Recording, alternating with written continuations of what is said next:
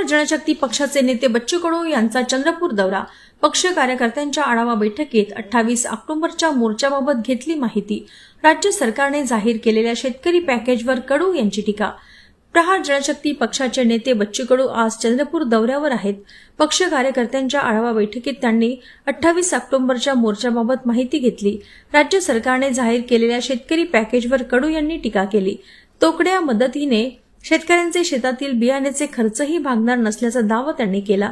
मोठमोठ्या कंपन्यांना हजारो कोटी रुपये माफ करणाऱ्या सरकारजवळ शेतकऱ्यांसाठी पैसे नसल्याची खंत त्यांनी व्यक्त केली। विरोधी पक्षनेते असतानाचे देवेंद्र फडणवीस खरे की आताचे असा प्रश्न उपस्थित होत असल्याचा टोला कडू यांनी लगावला। असं नाही आहे, पैसा सोडा हो, तो मरू नये, त्याचं धीर खचू नये, किमान त्यानं त्या आत्महत्येसमोर जाऊ नये एवढ्याच अपेक्षा आहे।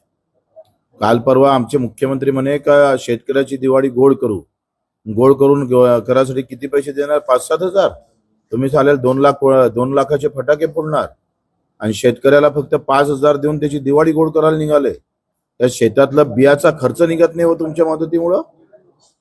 बाकी मजुरी तर सोडा, खत सोडा, औषधी सोडा, बियाचे पैसे तरी देणार होते का तुमच्याकडून? आणि तुम्ही तिकडे उद्योगपत्यांना करोडो रुपये माफ करताय। आता त्या रिलायन्स कंपनीवाल्याला 48,000 कोटी माफ केले, कारण तो रिलायन्स अडचणीत आला म्हणून। म्हणजे उद्योगपती अडचणीत आला तर तुम्हाला द्यायला पैसे आहे, आणि शेतकरी अडचणीत आला तर तुमच्याजवळ पैसे नाही।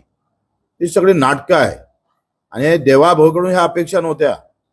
जे विरोधी पक्ष असताना ज्या पद्धतीनं बोलायचे, विदर्भाचा अनुशेष म्हणून ते आरडाओरड करायचे, मोठा प्रामाणिकपणा वाटत होता त्यांच्या त्या बोलण्यामध्ये। आता गेला कुठं? कोण देवाभाऊ खरे अशी मनाची वेळ आली।